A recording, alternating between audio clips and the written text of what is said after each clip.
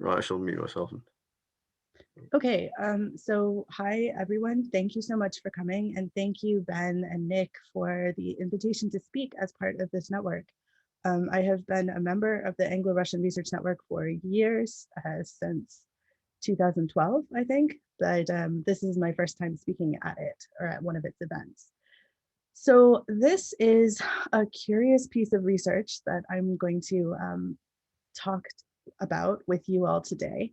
It came out of my book project. So my book is about the way that Russian realist writers of the 19th century used, exploited, imported elements, narrative devices, etc., from Gothic fiction into their works.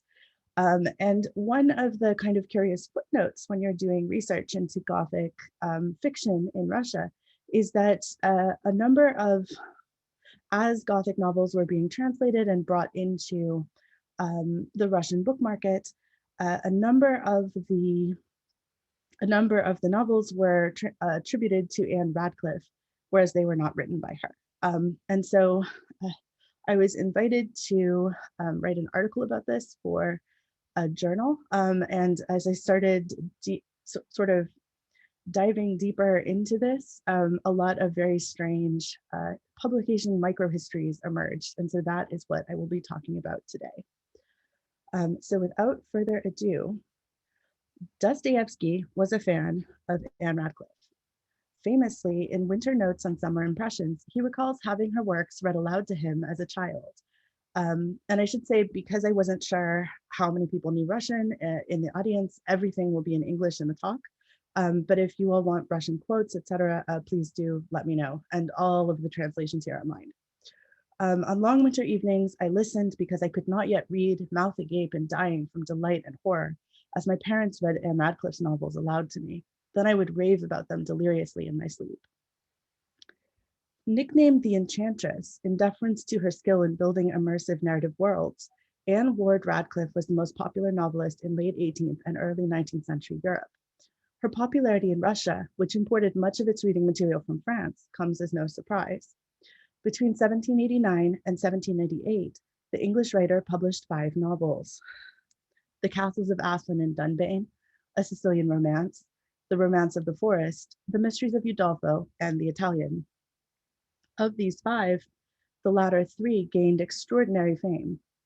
After The Italian appeared, Radcliffe disappeared from public life, but those initial 5 novels lived on, gaining new readers, as they were translated into other languages, including French, German, and Russian, and traversed Europe.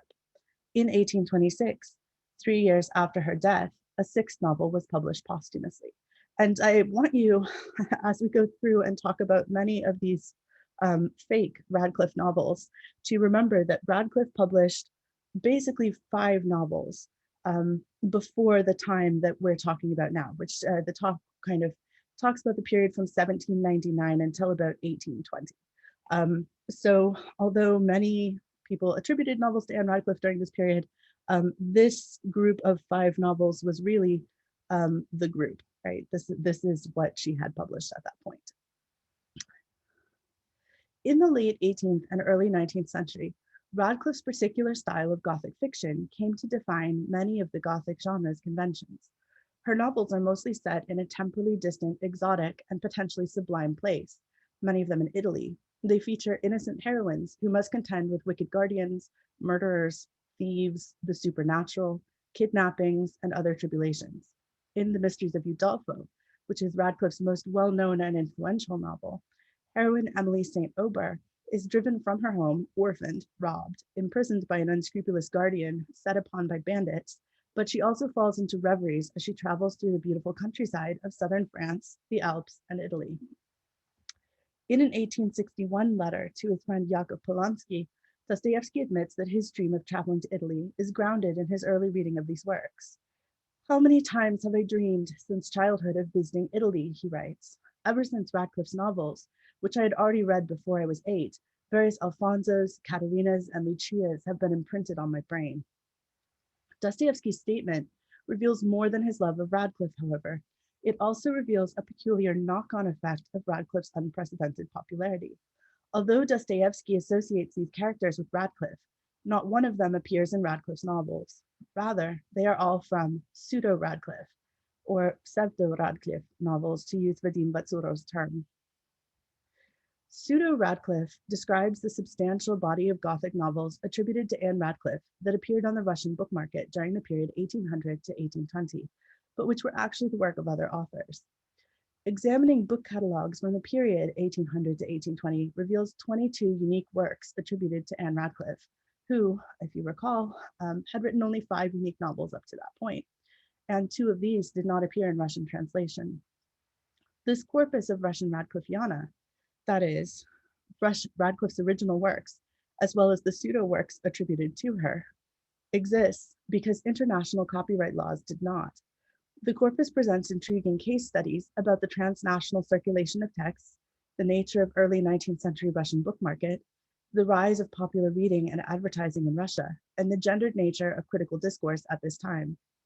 In exploring these case studies, this talk will examine the curious phenomenon of transnational and transcultural literary ghostwriting and its role in creating Radcliffe's Russian identity, which influenced Russian literature for decades after her last novel appeared in 1826. In my talk today, I'm going to contextualize Radcliffiana within European publishing history. We're going to do a deep dive into some of these publishing microhistories and the situations that at times arose from them. And in the end of the talk, I'll reflect a little on the way Radcliffiana, rather than Radcliffe, influences Russian literary and cultural history. So Gothic novels were not a Russian invention, nor were they considered to be good literature by critics, yet they were extremely popular. They were one of the first examples of mass-produced fiction, and they significantly influenced the way reading culture and literary fiction developed in 19th century Russia. The Gothic wave, which had been gradually building across Europe in the 1780s, hit Russia in the 1790s with the Russian translations of Clara Reeves' The Old English Baron, William Beckford's Vathek, and Sophia Lee's The Recess, or A Tale of Other Times. These Russian translations all came out between 1794 or 1792 and 1797. They were all created from French versions of the novels and were a prelude to the decade called the Russian Gothic Wave, which is popularly kind of critically known as the period from 1800 to 1810. 1800 to 1810 was a period of intense literary translation, as Gothic novels were imported from England, France, and Germany, often in French translation, and then quickly rendered into Russian to meet the public's demand.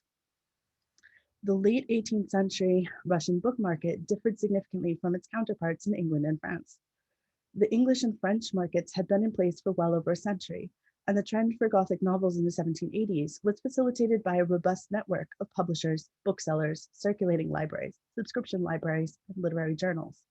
However, this context also shaped Gothic fiction.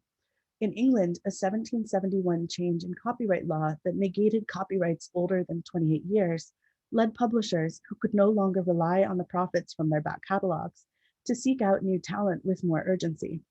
The result was a sharp rise in the number of individual writers being published, as well as better payment for authors whose works were likely to sell well. Following Radcliffe's first bestseller, The Romance of the Forest, she received an unheard of £500 for The Mysteries of Udolpho, and after a bidding war, an even more lavish £800 for The Italian. And perhaps it's no surprise that after receiving these vast sums of money, she was able to kind of retire, right? No wonder she retreated from public life. In comparison, in 1803, a then unknown Jane Austen received £10, a more typical fee for the time, in exchange for the rights to her first novel, Susan, which is the Radcliffe parody later published as Northanger Abbey. In addition to finding new talent, the market for translations bloomed. There was no international copyright agreement in place governing the rights to translations, and French translators plundered, to use Angela Wright's phrasing, the works of Ann Radcliffe and other English Gothic novelists, which proved exceedingly popular on the French book market. The mass translation and publication of Radcliffe's entire oeuvre to date followed on the success of the first French edition of The Romance of the Forest, which was published in 1794. In 1797, the remaining Radcliffe novels were published in French translation, including 2 different translations of the Italian, one by Mary Gay for Le Petit, and a second by André Morlaix for Danae. The translation of popular fiction provided needed income for educated nobles and academics who had lost their fortunes or positions in the Revolution. The translator of Udolpho, the French translator of Udolpho, was the Countess Victorine de Chastigny-Lanty, while Morellet, the translator of the Italian, was a well-known economist and philosophe who had previously contributed to the Encyclopédie, but who had lost his position when the Académie Française was dissolved in 1793. The demand for reading material and abundance of translators resulted in a flood of translated Gothic novels on the French book market in the late 18th and early 19th centuries. As Radcliffe's popularity grew, these editions began to publicize that she was the author of other works. Gay's translation of the Italian proclaimed the work to be by the author of The Romance of the Forest, while Morellet's translation of the same stated the work was by the author of The Romance of the Forest and The Mysteries of Udolpho, which had both been published at the time Morellet's translation came out. Moylan Fleury's translation of the Sicilian Romance later that year included Radcliffe's previous authorship of The Romance of the Forest, The Mysteries of Udolpho, and the Italian as a selling point. Pseudo-Radcliffe novels existed on the French market as well. The Tomb, for example, which I'll talk about more in detail later in the talk, was published under Radcliffe's name in 1799. Unlike the English and French book markets, the Russian market was relatively new. And here we have a kind of late painting of a bookseller because I couldn't find one from the early 19th century. It formed in large part following Catherine II's granting of printing privileges to private presses in the 1770s. This loosening of state control over printing enabled the growth of a book market. In the mid-1770s, so this is how the book market expanded. In the mid-1770s, there were just 15 booksellers in Russia, and all of them sanctioned by the state. But by the 1790s, there were 50, and by the turn of the 19th century, there were hundreds. The introduction of Gothic fiction to Russia coincided with both the sharp rise in the market's capacity and the loosening of censorship and regulation of private printing following Alexander I's ascension to the throne in 1801. As more private printing presses were established, literary journals flourished as well. The demand for reading material rose significantly faster than Russian writers were producing it, and translations dominated the market at this time.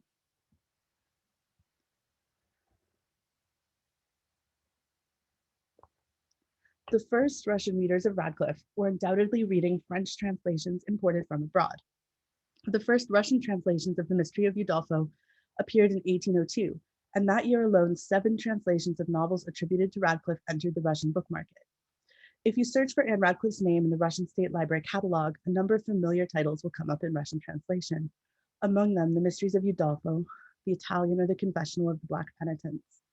Some of her novels appear under their French titles, so the Russian translation of the French title, like Julia or the Dungeon of Mazzini, which was originally titled A Sicilian Romance, or The Forest or the St. Clair Abbey, which was originally The Romance of the Forest. Translators like Fyodor Zagorsky and Pavel Chernyavsky worked from French imports. Zagorsky submitted his translation of The Mysteries of Udolpho to the Russian censor for approval in 1799, just 2 years after the novel came out in France. But the manuscript was delayed at the censors for 3 years, and this delay at the censors is a common issue on the Russian book market during this time. The novels were extremely popular, as demonstrated by the quick succession in which the authentic Radcliffe novels were published, as well as the vast array of imitators and pseudo-Radcliffe novels that appeared after. And so I should say, 1801, The Romance of the Forest comes out. 1802, 7 translations of novels by and attributed to Radcliffe come out. And after 1802, the entire Radcliffe catalog has been published, the entire authentic Radcliffe catalog. So pretty much everything coming out after that is pseudo-Radcliffe. Given Radcliffe's popularity and her scant bibliography, it is not surprising that the vast majority of titles under Radcliffe's name in the Russian State Library catalog are pseudo-Radcliffe works. Some of these novels are well known, and their attribution to Radcliffe would confuse anyone familiar with early 18th and 19th century Gothic novels, such as, for example, The Monk, which is subtitled The Pernicious Consequences of Ardent Passions. This was written by Matthew Lewis. The Monk's appearance in the catalog under Radcliffe's authorship is particularly surprising because of Lewis's novel's notoriety and the fact that its aesthetic style is commonly opposed to Radcliffe's, including by Radcliffe herself, who published on this. The Russian translators of Lewis's novel, Ivan Pavlenkov and Ivan Vraslyakov, worked from the 1797 French translation of the first English edition of the text. So the first English edition of the text was anonymous. Matthew Lewis didn't put his name on it. He wasn't sure how it was going to do. The second edition of the text, the second English edition, after it became a bestseller, did include Matthew Lewis's authorship. So the first French translation of the text, which was from that first English edition, was also anonymous. So it didn't include any authorship attribution. However, the first Russian translation, as you can see here, includes Radcliffe's authorship. Radcliffe's name was likely added to improve sales during 1802, which was the year that Radcliffe's explosive popularity in Russia happened, right? This was the year of many translations of Radcliffe coming out. The practice of translators or publishers adding Radcliffe's name to otherwise anonymous texts is common among the pseudo-Radcliffe novels. Pavlinkov went on to translate the luridly titled Albert's Castle or the Animated Skeleton, which is another anonymous work, and which also came out under Radcliffe's name on the Russian book market. However, the practice resulted in curious bibliographic inconsistencies, as additional works were translated and published.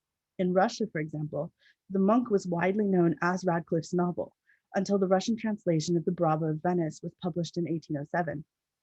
The Bravo of Venice was not written by Lewis, but translated by him from German. So the English edition of The Bravo of Venice, which came out in 1805, says a translation from the German by Matthew Lewis. It doesn't attribute other authorship. It was actually a translation by Lewis. So we know the original German novel that it was translated from.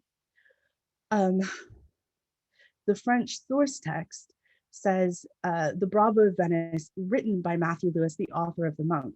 And the Russian edition, echoing the French source text, includes this line on its front page: the work of Monsieur Lewis, the author of The Monk. Сочинение господин Лewisa, автора монаха. The first attribution of The Monk to Lewis in Russia. Francis Latham's novel, The Midnight Bell or The Mysteries of Cohenburg Castle, has a particularly curious history in this regard. Two versions of the novel, both translated from the French, appeared simultaneously on the Russian book market in 1802. One of these, the St. Petersburg translation, was done by Razlyakov, one of the co-translators of The Monk, and attributed to an anonymous author, as Latham's novel had been in its original printing. The other, the Moscow translation, was anonymously translated, but appeared under Radcliffe's authorship, and this is the one that you see in the slide. The translations both appeared around the same time. They clearly used the same French source text. Their existence highlights the lack of copyright law in effect in Russia in the early 19th century. So the fact that two different publishers could publish two different translations of the same novel around the same time, one of them attributed to Radcliffe, the other not, this was all perfectly legal and good because there was no copyright restrictions. And of course, the idea of any kind of control over what's being translated did not exist at this time. There was no international copyright law. The first legal statutes relating to copyright were introduced only in 1828 in Russia. Before then, professional writing was not a viable career, as publishers were unmotivated to pay very much for new work. Translation was much in demand, but it paid extremely poorly. The pseudo-Radcliffe Moscow translation of The Midnight Bell, the one in the slide, went through multiple editions. It was printed in 1802, again in 1803, and again in 1816. Its popularity can be shown through its appearance in later works. So, for example, in 1823, the playwright Boris Fyodorov included a merchant selling a copy of The Midnight Bell in his play Captain Gromilov, while in 1833, Gothic novelist Ares Somov included the work as reading material for his heroine in the story Mommy and Sonny, which was a Gothic spoof. More famously, in England, the novel had appeared in Austen's Northanger Abbey as one of the so-called Northanger Canon, the list of Gothic novels that Isabella Thorpe recommends heroine Catherine Morland to read. For decades, this list was considered by scholars to be largely fake, a collection of lurid titles that Austen had fabricated for comedic effect. But research into the transnational afterlives of Gothic works demonstrates that the work was both more widespread and even parodied by other writers of the time outside of Britain. So whereas that publication history had been lost in the West, in Russia, it kept popping up over and over again in works published well after the original publication of The Midnight Bell. The history of another pseudo-Radcliffe novel, Rodolphe, or The Cavern of Death in the Deep Forest, which is a particularly good title, demonstrates how easily others' authorship could be attributed to these works. The English original, The Cavern of Death, A Moral Tale, was published anonymously in 1794. Its French translation was published by Maradin in 1799, also anonymously. The first Russian edition was published before Radcliffe's works began to appear in Russian translation, and it also had anonymous authorship on its frontispiece. In 1806, this same Russian translation of The Cavern of Death was reprinted by two different publishers. Again, copyright, not a thing. However, and both reprints were attributed to Mrs. Radcliffe. So this was something that the publisher had added onto the original typesets from the first Russian edition knowingly in order to sell more copies. Adding Radcliffe's name to the later printings of The Cavern of Death was a strategy to improve its sales, but other authors' names were invoked in the process of selling the text. A bookseller advertising new titles for sale in a February 1801 issue of St. Petersburgsky Vedomosti mentions a stock of The Cavern of Death by Ducray Duminy, so a third author, a French novelist whose recent work, Lolotte and Fanfan, or The History of Two Children Abandoned on a Desert Island, was extremely popular at the time. The 1801 edition of The Cavern of Death has no mention of authorship. The bookseller uses Ducray Duminy's name to bring in more customers. And if you all have questions about Ducray Duminy, who is a lively character that I recently discovered through doing this research, I will be very glad to answer them. He's a weird one. The history of a collection of Radcliffe's stories published in 1810 by S.I. Solovinovsky provides an even clearer example of this kind of flexible attribution. Published under the title Maria and Count M, or The Unhappy Russian Woman, A True Account, the work consists of two parts bound together in one volume. The first 33 pages comprise the tale of Maria and Count M. This work is originally Russian and was published in 1803 as Unhappy Margarita, Neshastnaya Margarita, a literary adaptation of a Russian folktale about a merchant's daughter and a yardman. The 85 pages following this tale contain the novel Pernicious Matrimony, or Blanche's Tragic Death, a Sicilian tale. Pogubное супружество или трагическая смерть Blanchi, Siciliskaya povest. This latter story is a repackaging of The Marriage of Revenge, Le Mariage de Vengeance, an excerpt from the longer novel written by Hélène Renée Lesage in the early 18th century. The translator in air quotes, who found these sources and the fact that the collection proclaims that it was translated from English demonstrate the level of subterfuge that some were willing to carry out in the name of profit. There's no way that these works could have been translated from English because they were originally written in Russian and French, respectively. For many of these works, the translators remain anonymous, as in the Moscow edition of The Midnight Bell. However, Maria and Count M and Pernicious Matrimony have the same translator listed, V.A. Ozerov. Vladislav Alexandrovich Ozerov was a noted playwright at this time. His plays Oedipus in Athens, 1804, Fingal, 1805, and Dmitry Donskoy, 1807, were successful, but his final play, Polyhina, 1809, was a massive flop. It plunged him into poverty and forced him to leave St. Petersburg for the countryside where he could live more economically. The 1810 publication, just a year later, of a pseudo-Radcliffe collection bearing his name as translator implies his need for funds, I think. The lurid sensational titles are a far cry from the classical tragedies on which Ozerov's reputation was built.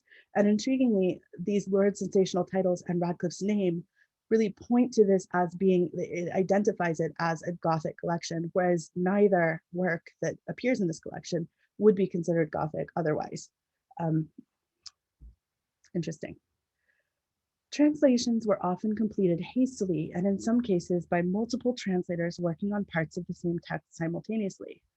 An anonymous piece in the journal The Flower Garden, Svitnik, in 1810 laments this practice, observing, quote, all the immortal creations, such as, for example, the novels of Mr. Ducray Duminy, Mrs. Radcliffe, and others like them, which have in the title attractive words like abbey, abatstva, mystery, tainstva, hut, knizhina, house, domik, boy, malchik, girl, devachka, and so on and so forth, are translated suddenly by the volume, chest, and sometimes even by the sheet, list, by different translators. These zealous translators are like tailor's apprentices who, in a few hours, sew a whole pair of dresses for one person and receive only vodka for their labors. It is a pity that, despite the same haste in their work, tailors always have the advantage in that they finish a garment. Unquote. This quote reveals the speed of this work, the lack of compensation for translators, and the assumed lack of quality of the work. The list of attractive title words also speaks to the idea that certain title styles, like certain authors' names, sell books. Translators of texts by Radcliffe were able to negotiate significantly higher rates of compensation for their work after the 1801 Russian edition of The Romance of the Forest and the many Radcliffe works published in 1802, which assured her fame among Russian writers. And Vatsuro gives some examples of this, where translators of Radcliffe are earning about twice what translators not of Radcliffe works are earning at the time. As a result of this premium for Radcliffe translations, several of the Radcliffiana are simply translations of French novels with Radcliffe's name attached. Maturin Joseph Boulot's evocatively titled 1801 novel, The Living Phantom or the Neapolitans, an anecdote taken from a manuscript found on the banks of the Thames, became The Living Corpse or the Neapolitans in Russian translation. Martha Hugel's novel Isidore of Galicia was translated into French as The Castle of Galicia and attributed to Hugel in 1798. In 1802, however, the novel appeared in Russian translation as The Castle in Galicia without attribution of author or translator. So 1802, just sort of as Radcliffe was on the cusp of fame. In 1808, the Russian publisher brought out a second edition of the same translation with a new title, which was The Castle or the Nocturnal Spectres in the Western Tower of the Black Forest and the Mysteries of Orlando, which is an amazing title and which the publisher attributed to Mrs. Radcliffe. Similarly, in 1811, Louis Antoine Marcand's novel Amanda or Night Apparitions appeared in Russian translation attributed to Radcliffe. The French source clearly indicated Marcand's authorship, while the Russian translation added a more descriptive lurid title, Night Visions or the Adventures of Unhappy Amanda and the Barbarism of Her Husband, and also Ann Radcliffe's name. In each of these cases, the translator or the publisher added Radcliffe's authorship deliberately as an author was clearly indicated in each French source. A slightly grayer area of attribution are English novels that were translated into French and published anonymously there, then translated into Russian and attributed to Radcliffe. And here you can see the publishing history of The Monastery of St. Column or The Knight of the Red Armor, a Russian translation of a French translation of noted Shakespeare forger William Henry Ireland's 1805 Gothic novel, Gondes the Monk, a romance of the 13th century. And you can see how Ireland's name is there in the English edition, falls off in the French translation, and then Radcliffe's name is added to the anonymous French translation in the Russian translation. Similarly, Anne Kerr's novel, The Heiress of Montalda or The Castle of Bizanto from 1799, follows the same transmission pattern. It was translated into French in 1812, published as an anonymous English work there, but Radcliffe's name was added for the 1818 publication in Moscow. In both cases, the Russian translators added Radcliffe's authorship. Not all of these pseudo-Radcliffe works are deceptions on the part of the Russian translators or publishers. Some of the translations, among them, come on slide, there we go. Apparitions in a Pyrenean castle, the monastery of St. Catherine or the customs of the 13th century, the hermit of the secret tomb, or the spectre of the old castle, and the tomb were faithful renditions of French translations, which had been falsely attributed to Ann Radcliffe on the French book market. Apparitions in a Pyrenean castle, which you see here on the slide, is Catherine Cuthbertson's The Romance of the Pyrenees, originally published anonymously in England, then translated into French and attributed to Radcliffe. Two different translations appeared of the novel, both from French and attributed to Radcliffe's authorship in 1809. The translation published by Selivanovsky, the Moscow publisher, gave the work a catchy new title, which these catchy new titles are, you notice this is a trend as well, trying to market the book by giving it a particularly lurid title.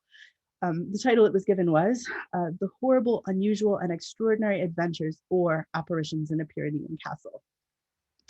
The monastery of St. Catherine was published in French in 1810 and purported to be a translation of a Radcliffe novel by composer Caroline Wyatt, Baroness Aufdiener. In actuality, the novel was written by Wyatt and deliberately published as a fake Radcliffe translation. The Russian edition closely followed the French source down to the subtitle, a historical novel. Similarly, The Hermit of the Secret Tomb, and for some reason that image is not appearing, but this should be a picture of the author on the right side, not a white square. You can just kind of imagine him there, 18th century French guy. He's wearing a waistcoat. Well, yeah. Similarly, The Hermit of the Secret Tomb appeared in French in 1816 and was marketed as a translation of Ann Radcliffe. In actuality, the translator, who appears in the blank white box, you can imagine him there, Etienne Léon de la Motte Lagon, was the author and went on to publish a number of Gothic novels and crime novels under his own name afterwards. As with Wyatt's novel, the Russian translation closely followed the French source down to the subtitle. After Radcliffe published the Italian in 1797, as I mentioned, she disappeared from public life. Her absence and ongoing popularity created a situation that fostered the production of pseudo-Radcliffe novels. In some cases, publishers tried to commercialize her disappearance with their pseudo-Radcliffe imprints. The French translation of the anonymous English novel, The Tomb, was marketed as a posthumous work by the author of The Romance of the Forest, The Mysteries of Udolpho, The Italian, etc. And you see here the Russian translation of that. It was neither by Ann Radcliffe, nor was she at this point deceased. As a result, the Russian translation included this same note on its frontispiece, a work by Mrs. Radcliffe, published after her death. The provenance of the original remains a mystery, although the French National Library Catalogue entry includes a note indicating that the text was most likely written by its translator, Hector Chaussier et Bizet. In 1812, The Mysteries of the Black Tower was published in Moscow. As with many others, the source was a French translation of an English novel, John Palmer Jr.'s The Mystery of the Black Tower, which had been published by the Minerva Press in 1796. Unlike many other pseudo-Radcliffe novels, the provenance of The Mysteries of the Black Tower was publicly questioned in Russia. In the April 1812 issue of St. Petersburgsky Vestnik, a critic reviewed the novel. In his review, the critic N gives an overview of its various entertaining plot elements, but concludes that, quote, the novel is so stupid that Mrs. Radcliffe never thought to write it. He continues, the title says she composed it, but our publishers often use such tricks to lure money from simple-minded admirers of Mrs. Radcliffe. Although she has already died and all her writings have been translated into Russian, new novels are constantly being published and advertised as a new work of Mrs. Radcliffe. It can be expected that, in time, the translator of Mysteries of the Black Tower will translate some other novel, calling it, say, The Mysteries of the Yellow House, and the publisher, who is paid 2 rubles per 5.5 sheets, or listi, for the novel, will declare that it was composed by the glorious Madame Radcliffe, and if you like, swear that she definitely lived in a yellow house, and that the translator was even very briefly acquainted with her there. The reviewer makes several points here that are relevant for the purposes of this article, or this talk. In revealing the practice of adding Radcliffe's name to a work to sell it, the reviewer indicates that this is common knowledge. Yet, N is mistaken to say that Radcliffe is dead. This belief stems from the 1802 Russian publication of The Tomb, which, as I just mentioned, was falsely marketed as a posthumous novel. N concludes that faux Radcliffe novels stem from a market demand for new Radcliffe works, but no supply because of Radcliffe's death. However, N also points out that the pseudo-Radcliffe novel is aimed at the simple-minded admirers of Radcliffe, who are willing to buy any book with her name on the title page. The satirical speculation about the hypothetical publisher's attempt to authenticate the text by creating a relationship between translator and author is intriguing as well. Alleging this kind of personal relationship takes the subterfuge 1 degree further. First, the lie about Radcliffe's authorship, then the lie about Radcliffe's acquaintance with the translator. N's comments underscore 2 important points that analyzing Russian Radcliffiana reveal. One sec. That pseudo-Radcliffe novels occurred in such volume because of the gap left in the market when Radcliffe retreated from public life in 1797, and that the tactics used by publishers and translators were sometimes extreme. Radcliffiana flourished because of the entertaining thrills readers associated with Radcliffe's name. Radcliffe's novels are praised for her careful attention to her aesthetic philosophy and narrative craft, but she gained fame and readers because of the Gothic suspense and thrills she incorporated into her text. When Austen's heroine, Catherine Morland, and her friend Isabella Thorpe sit down to discuss the mysteries of Udolpho in Jane Austen's Northanger Abbey, they are delighted not by Radcliffe's masterful engagement with the sublime, but by the trappings of Gothic meant to titillate readers. And here you have this conversation. I'm just got to the black veil. Are you indeed? How delightful. Oh, I would not tell you what is behind the veil for the world. Are you not wild to know? Oh, yes, quite. What can it be? But do not tell me. I would not be told upon any account. I know it must be a skeleton. I'm sure it is Laurentina's skeleton. Oh, I am delighted with the book. I should like to spend my whole life in reading it. Austen's readers are fictional. Their articulation of the experience of reading Radcliffe's novels, however, echoes that of historical Russian readers who appreciate the thrill of mystery, suspense, and terror, and specifically associate this with Radcliffe's novels. Yekaterina Sushkova, a memoirist, describes finding some volumes by Ann Radcliffe on a shelf in her aunt's library. She recalls reading them, quote, "With what freezing of my heart I learned the theory of apparitions. Sometimes it seemed to me that I saw them. They caused me fear, but some kind of pleasant fear." This pleasant fear, again, recalls Austen's characters. Mikhail Dmitriev, a poet, critic, and memoirist, remembers reading Gothic fiction in his youth, quote, "The fashionable novels of the time were those of Mesdames de Genlis and Radcliffe. I didn't like the delicate works of the former. I didn't like that they always seemed saccharine, but my aunt shed a lot of sensitive tears over them. But the horrors and secrets of Madame Radcliffe fascinated me, like all readers at the time." Dmitriev contrasts de Genlis, a French sentimental writer, with Radcliffe's, quote, "fascinating secrets and horrors," quote.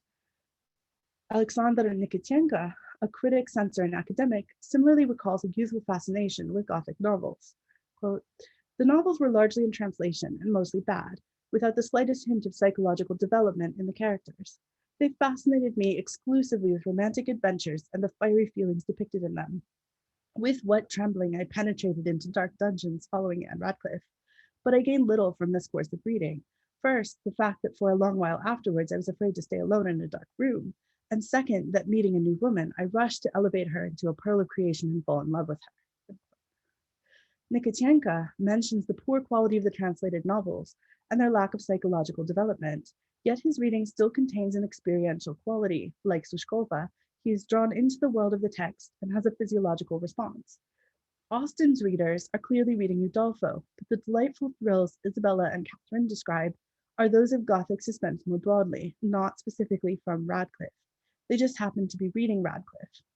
This conversation in Northanger Abbey, additionally, introduces the so-called Northanger Canon, which is Isabella's recommended Gothic reading list, and it includes several titles actually published under Radcliffe's name in Russia.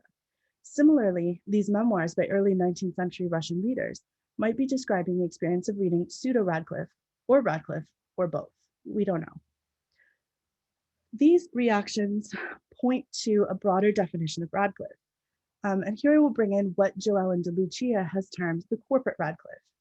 De Lucia uses the corporate Radcliffe to refer to a body of texts that are connected to Radcliffe, but not necessarily by her. So De Lucia wrote an article about this, where she talks about the way that Radcliffe becomes associated with the Minerva Press through fake attributions of Minerva Press titles to Mrs. Radcliffe, referring to a different Mrs. Radcliffe, but associated with the more famous Mrs. Radcliffe. So the corporate Radcliffe for De Lucia is an authorship that blends the known output of Ann Radcliffe with anonymous Minerva novels and the productions of the lesser-known proto-feminist writer and memoirist Mary Ann Radcliffe. This conceptualization of Radcliffe I find quite useful. It renders her as not a single author, but rather a much larger entity encompassing the authentic Radcliffe, as well as a multiplicity of experience and understandings of works by and attributed to her. De Lucia uses the example of the Minerva Press, a publishing business which existed from 1790 to 1820, was founded by William Lane, and was known for publishing imitative Gothic and sentimental novels. The reputation of the Minerva Press was pretty lurid, but it was nonetheless popular, and it grew to dominate the novel publishing industry in Britain in the early 19th century. Because the Minerva Press is associated with Gothic novels, Radcliffe was the most popular Gothic novelist. The two are linked together, although Radcliffe never published with the Minerva Press. And I should here point out that 2 of the Russian pseudo-Radcliffe novels that I'm talking about were originally published by the Minerva Press. So they also have this, these kind of trashy novels also have this association with Radcliffe in the Russian context.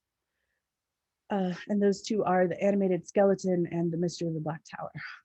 Instead, as De Lucia argues, the Minerva Press began to find ways to generate profit from Radcliffe's name and reputation, even without legal rights to her catalog. One method was to omit first names, rely on an indeterminate Mrs. Radcliffe, combining the work and identities of different Radcliffes. For De Lucia, understanding a corporate Radcliffe, quote, corporate Radcliffe privileges the textual affinities and associations created by publishers and scholars as rich transtemporal and living networks that exceeded individual authors, their nations, and their historical contexts, end quote. And I find this to be a really useful concept for thinking about Radcliffiana in the Russian context. So a Russian corporate Radcliffiana looks different than De Lucia's corporate Radcliffe, which is grounded in the English context. A Russian corporate Radcliffe must take into account the 4 authentic Radcliffe novels published in Russia, the 18 documented pseudo-Radcliffe works, and however many more must exist. I'm sure that more exist. The French source texts, the English source texts, critical discourse surrounding Radcliffe, and popular discourse about Radcliffe. As this talk has demonstrated, digging into the background and history of even one Russian pseudo-Radcliffe translation opens up a multitude of other related histories. For example, in Gothic studies criticism, Matthew Lewis is often juxtaposed with Ann Radcliffe. However, considering corporate Radcliffe from the Russian context reveals Lewis's surprising connections to Radcliffe, as well as the way Radcliffe's publication history in Russia shaped Lewis's Russian career. In Russian criticism, Radcliffe's novels often come under fire. Whereas in the excerpt from the review of The Mysteries of the Black Tower, the author Ann criticizes readers for believing such low-quality writing to be Radcliffe's, others critique Radcliffe's writing for being too violent, unfeminine, or unnatural. Many of these critiques are gendered in nature. So for example, in this excerpt, Vladimir Ismailov, using the pseudonym 000, comments on Radcliffe's unwomanly imagination. The Englishwoman Radcliffe devoted her pen to the most terrifying fantasies, such as could be contrived not by the heart of a woman, but by the imagination of the most inflamed fanatic. We can only hope that the English muses, having frightened us for a moment with the wild horrors of Radcliffe's imagination, will soon charm us with pleasant descriptions in the taste of Marmontel. Here, Ismailov is not discussing one work, but rather the body of Radcliffiana, all of which he assumes to be written by Radcliffe. In a similar vein, Pyotr Makarov reviewed The Monk as part of Radcliffe's body of work, observing that Gothic novels, quote, having no purpose, providing no true representation of society or people, revealing no new moral truths or new aspects of the human heart, do not have any use for any society and may be very damaging. A protracted experience of horror works on the nerves and can sometimes lead to unhappy results. In this, we call to witness all doctors. We know women who haven't slept for 3 nights while reading the Abbey of St. Clair, Mysteries of Udolpho. Books of that sort should carry the epigraph, and the mother will forbid the daughter from reading it. My French translation is bad in the quote. Just ignore it, pretend it says, and the mother will forbid the daughter from reading it. Makarov's concerns stem from a rise in women readers, an anxiety about the possibility of shifting domestic roles, and uniting these, a view that Radcliffe has written The Monk, a work that is wildly vulgar and scandalous. Strikingly, Makarov gave a positive review to Maria Arbuzova's translation of Regina Maria Roche's The Children of the Abbey, which was translated into Russian 1802 to 1803, which he praised for its sentimental features. Roche's novel is more like Radcliffe's authentic novels, which are suspenseful, but also imbued with sentimental feeling. Makarov's critique of Radcliffe is rather a critique of corporate Radcliffe, that is, the accumulation of reputations and texts that become part of her Russian entity.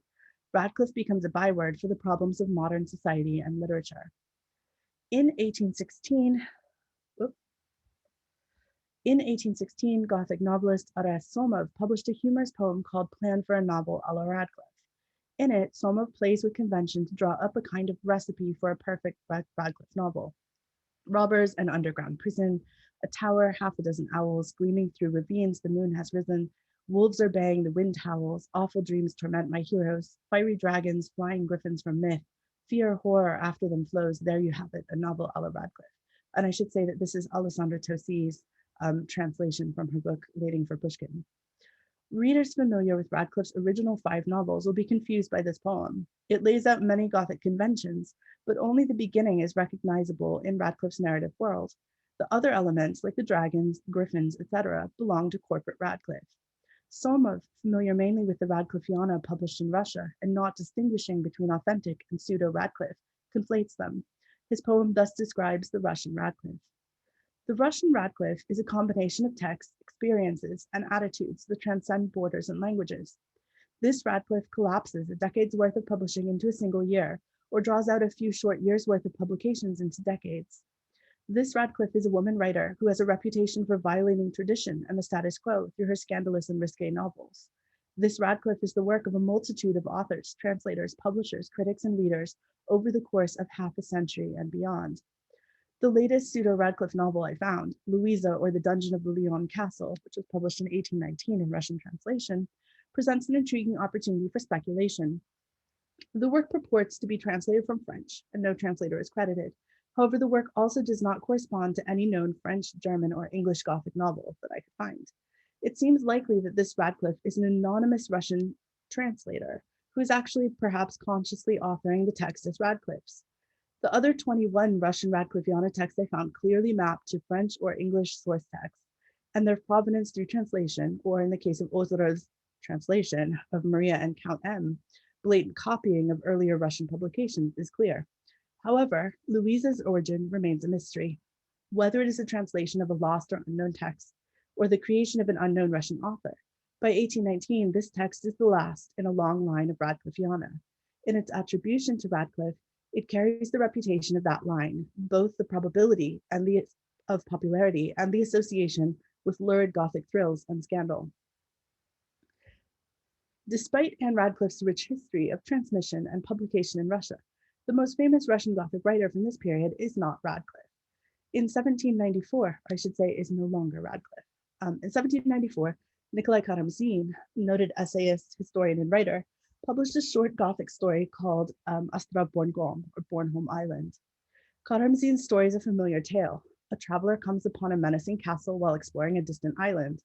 There, he finds a mystery and ultimately discovers the daughter of the house, imprisoned in a cave beneath it for transgressions too unspeakable to write. Karamzin's story is brimming with Gothic cliché, and that was the point. During the 1790s, Karamzin embarked on an informal study of genre fiction, writing and publishing a number of works clearly situated within specific genres he had encountered on his 1789-90 trip through Western Europe. Among these were the sentimental tale, the historical adventure, and the Gothic tale. Karamzin's foray into the Gothic has since become the primary example of Russian Gothic for Russian literary scholars. The prevalent narrative within Russian literary history is that Gothic fiction represents a curiosity, a brief period when a handful of writers produced generically derivative texts that was quickly overturned by Romanticism and the rise of the Romantic fantastic, novels or works by Gogol, Pushkin, etc. However, this narrative does not take popular reading and its influence into account. Karamzin's Gothic story may seem like a literary curiosity to scholars, but its prominence in the canon today belies the history, popularity, variety, and volume of Gothic texts that appeared on the Russian book market during the period 1790 to 1820. As this talk has demonstrated, Radcliffe and pseudo-Radcliffe works had a vibrant afterlife. They also shaped Russian fiction. References to Radcliffiana are sprinkled across the major 19th century Russian novels, among them Fathers and Children and War and Peace. In the letter to Polonsky that opened this talk, Dostoevsky states that by 1829, he had read all of Radcliffe, and as we know, that includes a lot of pseudo-Radcliffe. His final novel, The Brothers Karamazov, refers specifically to the mysteries of Udolpho. It's just this consideration that has led the prosecutor to assume that the money is hidden in some crevice at Mokrea. Why not in the dungeons of the castle of Udolpho, gentlemen? Isn't this supposition really too fantastic and too romantic? This is the lawyer Fetikovich's speech in defense of Dmitri, who has been accused of patricide. In this courtroom scene, he brings up Udolpho in an attempt to cast aspersions on the prosecution's assumptions. His dismissal of the dungeons of Udolpho as a romantic fantasy, one that a serious person would not entertain, echoes the reading of many critics before him. By 1880, however, the Gothic wave, when Radcliffe's books were bestsellers that virtually everyone read, was 70 years in the past. The scene, however, suggests that the memory of Radcliffe persisted. For Dostoevsky's readers, a reference to the dungeons of Udolpho would evoke not just the English writer, but also the rich body of Radcliffiana that came to represent a delightfully thrilling reading experience for generations afterwards. Thank you.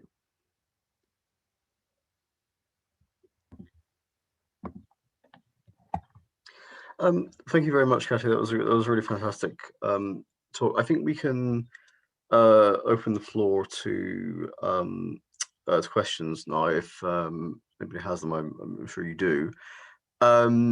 If you'd like to either put your questions into the meeting chat, or simply unmute yourself and talk into the microphone, that would either is fine. Does anybody have any questions to start off with?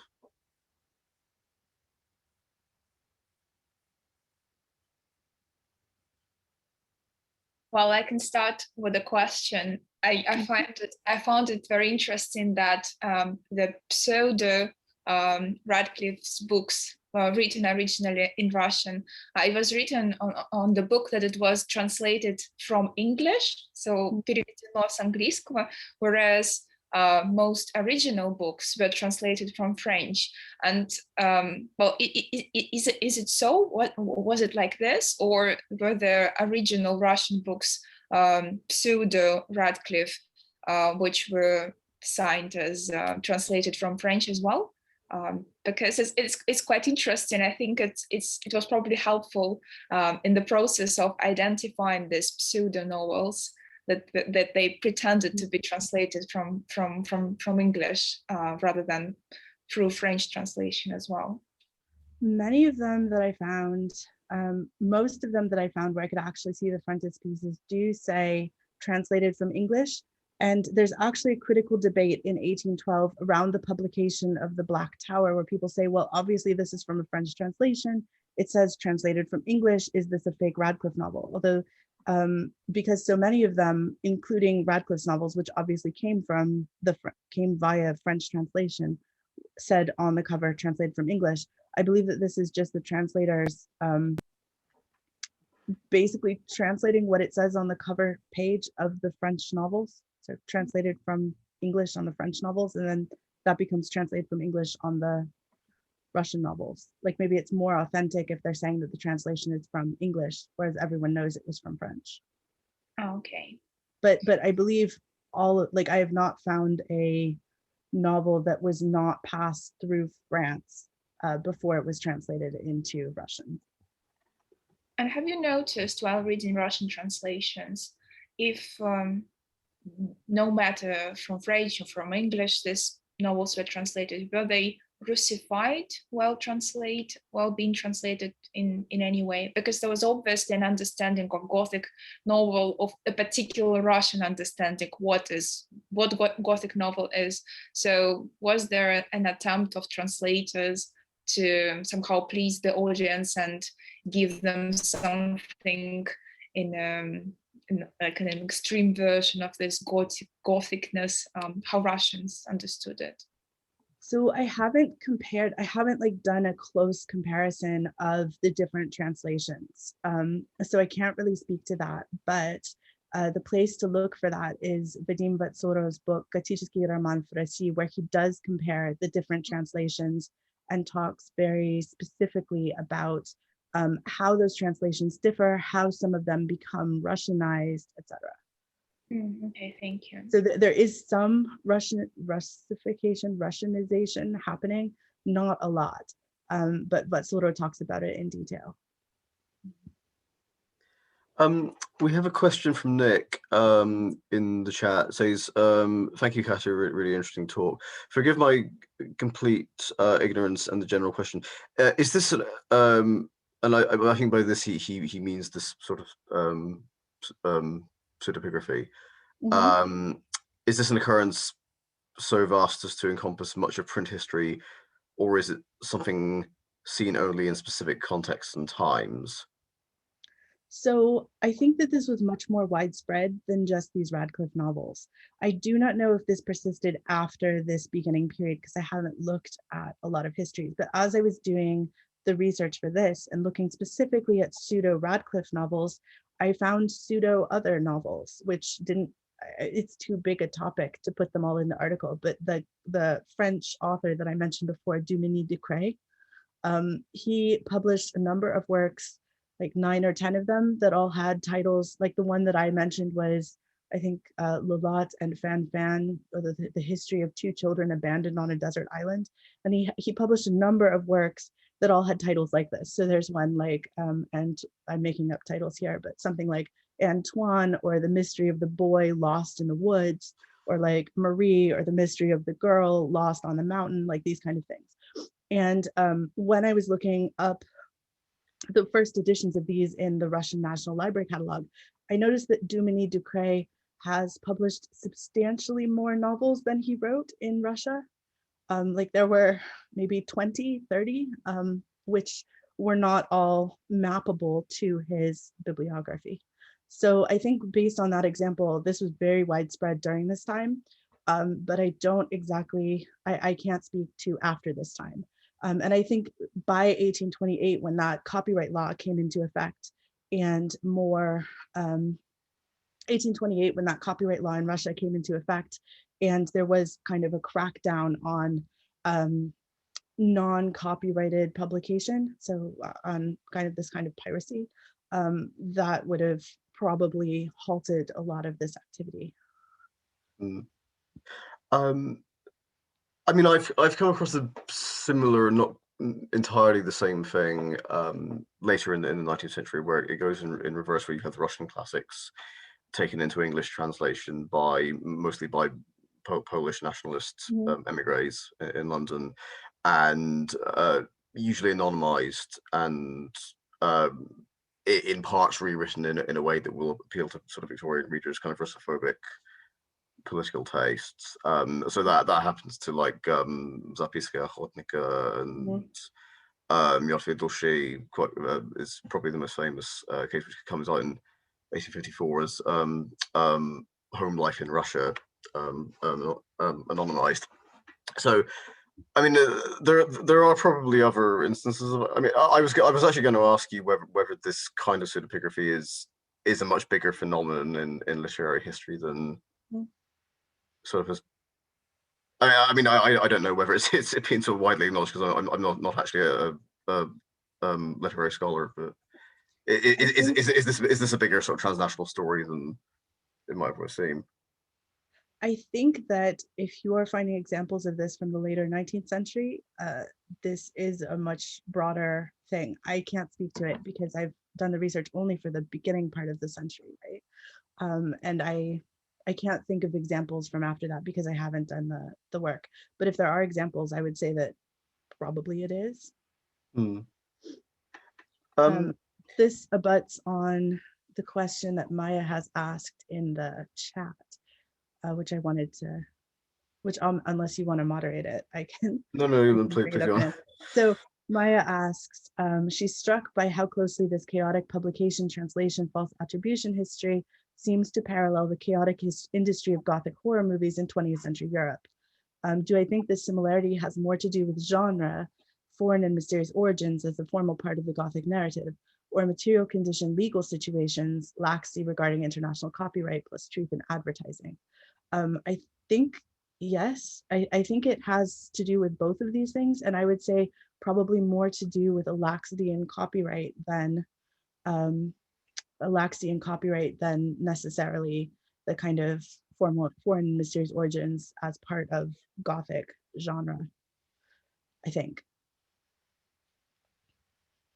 That's a really interesting parallel. Thank you for noting it, Maya.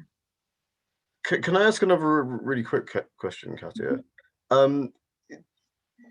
As you say, Radcliffe was still alive while this stuff was going on. Is there any indication that she knew about it, that she cared, that she had any opinions on her brand being used in this way? So in the English context, when Radcliffe, so this stuff did not just happen in France and in Russia and elsewhere. In the English context, when something was published attributed to Radcliffe that wasn't by Radcliffe, her publishers, who had invested quite a lot in her name, were very quick to kind of shut it down, right? And copyright law existed, a form of copyright law existed in England at the time, so they were within their rights too.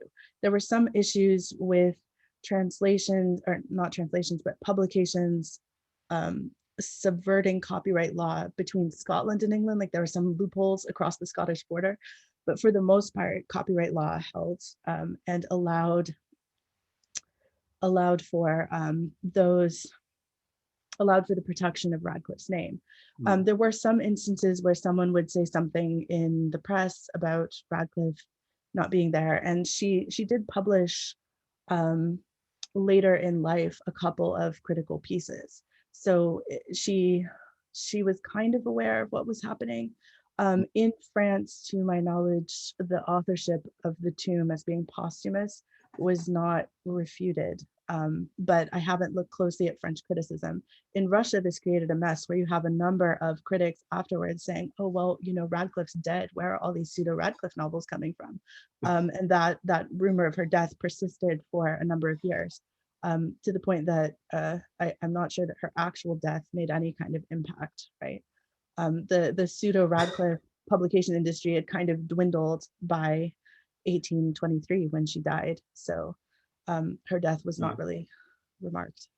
I mean, I guess it's pretty appropriate for a Gothic novelist to still be you know, publishing after her death, but yeah, but it's kind of weird because it's like it's not like a spectral history where she's publishing after her death. It's more like a living corpse kind of history, right? Where her publications are coming out although she's still alive, but she's not actually dead. I don't want to hog the questioning. So again, if people have questions, please do. You know, I've posted in the chat. Or Marina, did I see your hand going up? Hello, thank you very much for your very rich and informative talk. I have a question concerning the influence of Ann Radcliffe, a possibility of the influence of her writings on Dostoevsky. You mentioned that he refers to her in Winter Notes on Summer Impressions, and also indirectly in The Brothers Karamazov. But in your opinion, do you think that there is any influence of her writings in the chapter of the Grand Inquisitor? So I have not, so a lot of my research deals with the influence of Ann Radcliffe on Dostoevsky. And there are multiple chapters of my forthcoming book related to this, but I have not seen any influence of Ann Radcliffe on the Grand Inquisitor specifically. That being said, there are a couple of people who you could go to find out more information.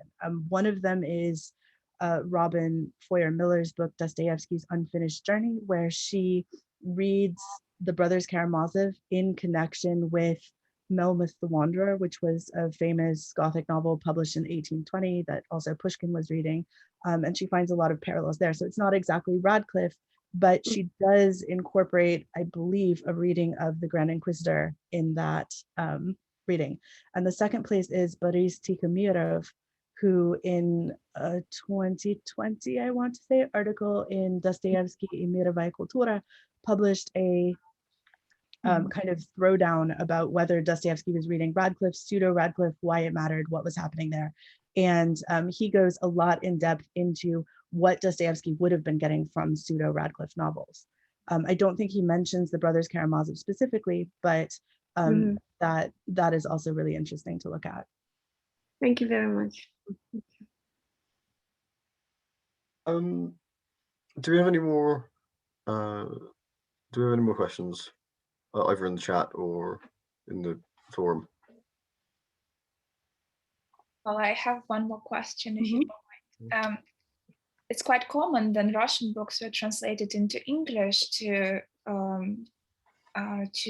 write some prefaces and introductions, and quite often when a new writer was introduced, he or she was compared with some local writers, with some British writers. And I wonder when Radcliffe was introduced to Russian audience and the genre of Gothic novels, which parallels were suggested by critics or by translators who wrote prefaces, introductions, articles in the newspapers, magazines, etc. Was there something unexpected there?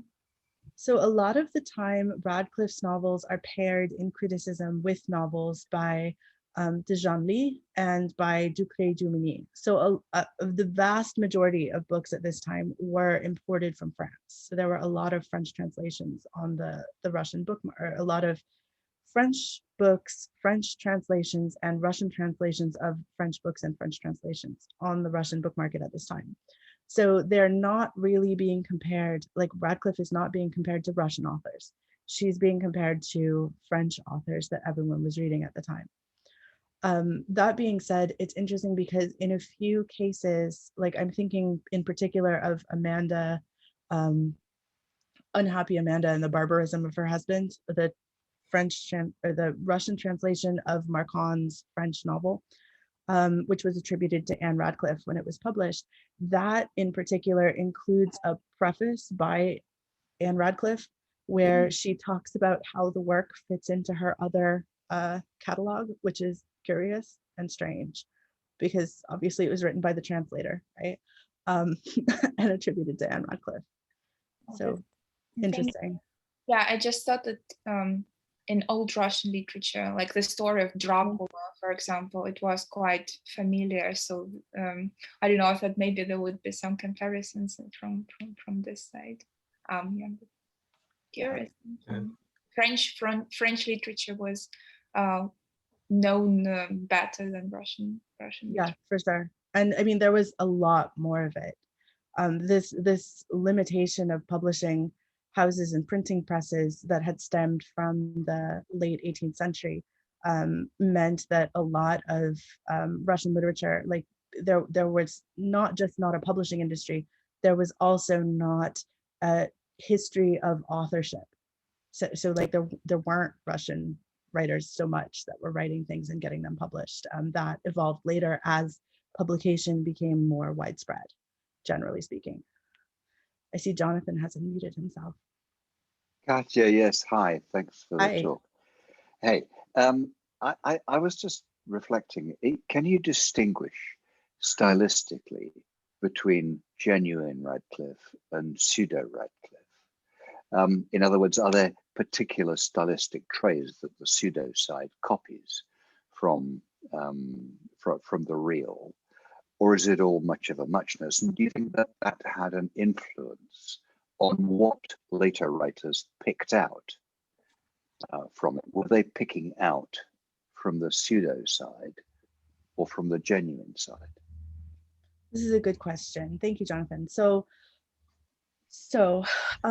the French writers who the French writers who posed as translators but published their own works under Radcliffe's names, some of these specifically copy or echo, mirror, mimic, I don't know, passages from Radcliffe's French translations.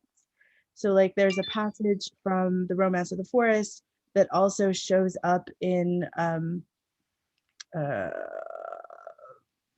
completely blanking on his name, the guy who published The Secret of the Hermit in the Tomb, that novel.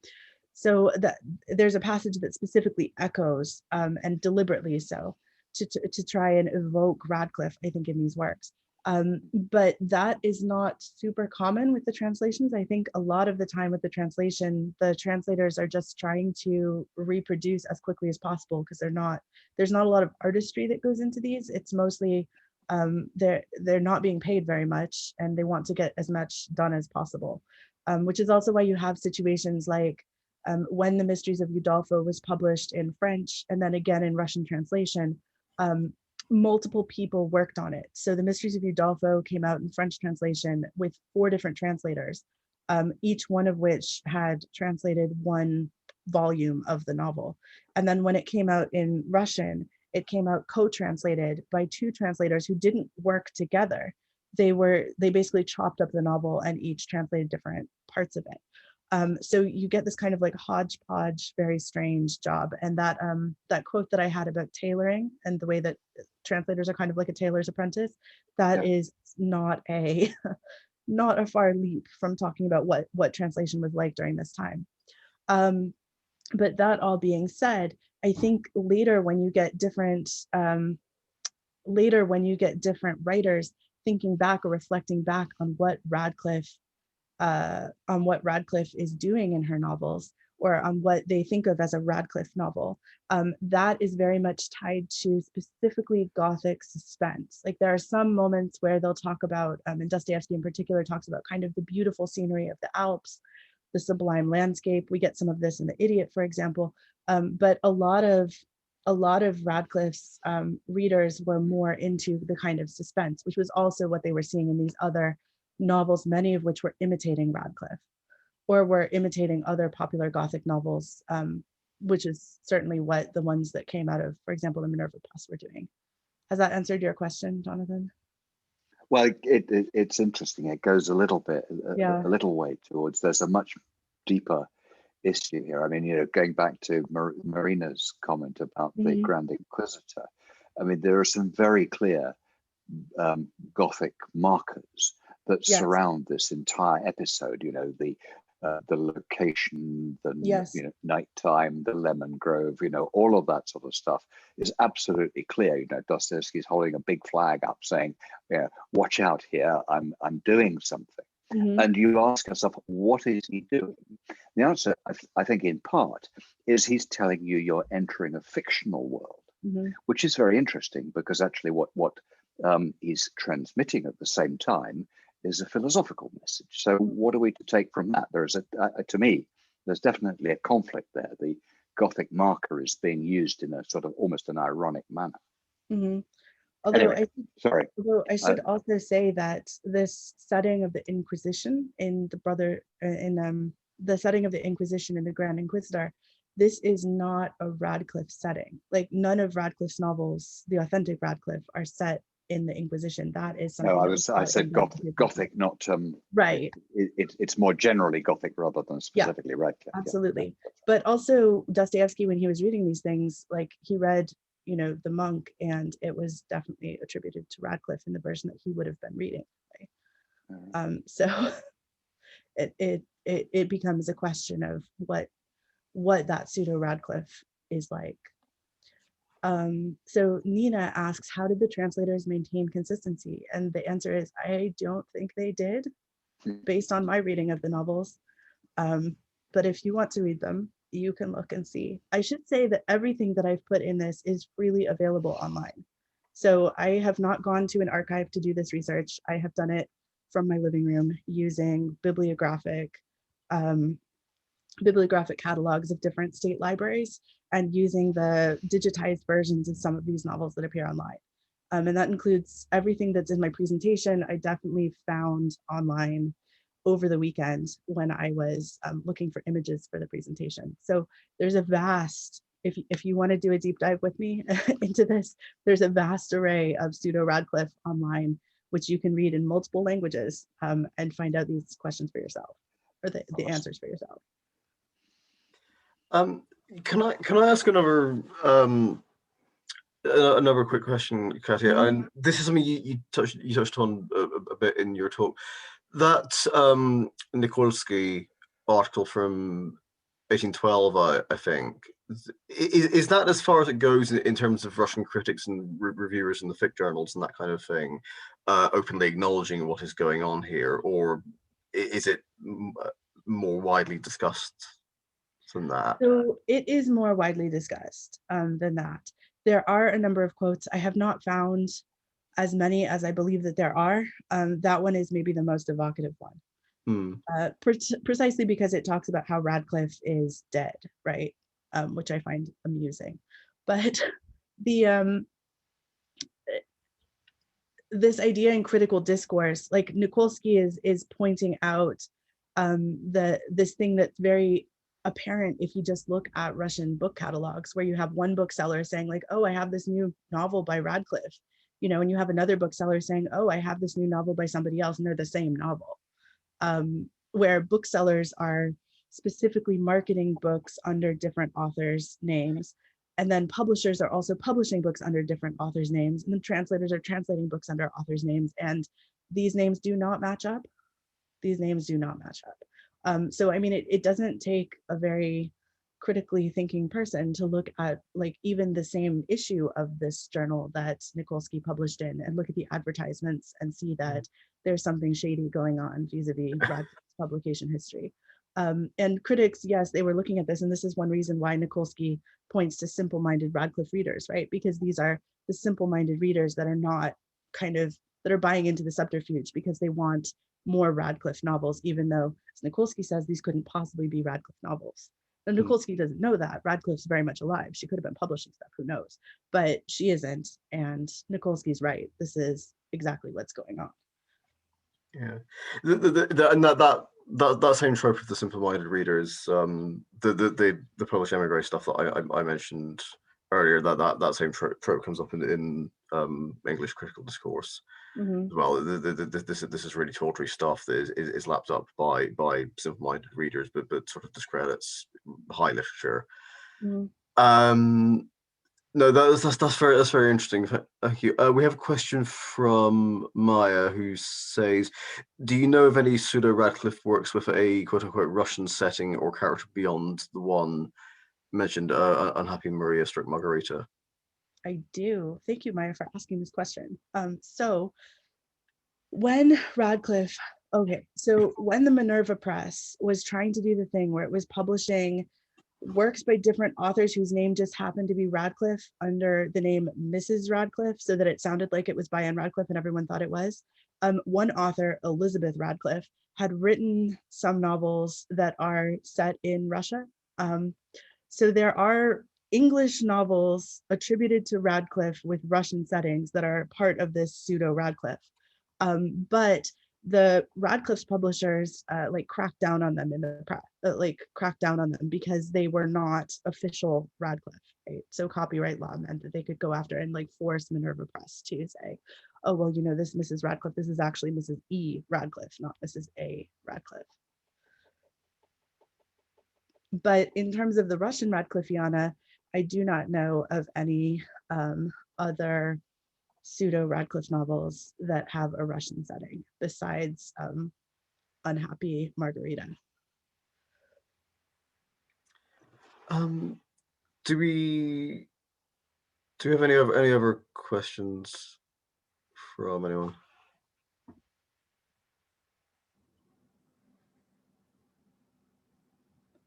So if not, I wanted to say thank you all for coming along with me on this journey of this weird corner of Russian publishing history that I have been exploring for several months now. It's strange and it's curious, and these titles are really lurid, and it's pretty fun. And I hope that it has at least opened up questions in your mind about what is going on in early Russian book history. I think that a lot of times this Russian narrative seems very tidy. So there's this idea the Russian book market, there were a bunch of French imports, Russians started imitating them, they started writing their own novels, and then we had the beautiful Russian literature that cropped up from this, and actually the truth is much more complicated, confusing, and definitely not tidy. There's nothing tidy about any of this. And I think that level of confusion that emerges from all of these histories I've put together really says a lot about the state of publishing and the state of criticism in the early 19th century, which is not necessarily what Russian literary histories will tell you. No, I was going to say that this was absolutely fascinating for several reasons, but yeah, in particular because, as you say, the Russian Gothic does seem to be kind of relegated to a footnote in most sort of synoptic literary histories of Russia, but also because there is a kind of general academic disinterest in what people were actually reading, and not just in this period. Can we get a round of virtual applause for Kathy for such an interesting and engrossing talk? Yay. Thank you very, very much, Kasia. Yeah, my pleasure. My pleasure. And as I said, if anyone wants to read some Russian Gothic Radcliffiana, let me know. I will send you some links.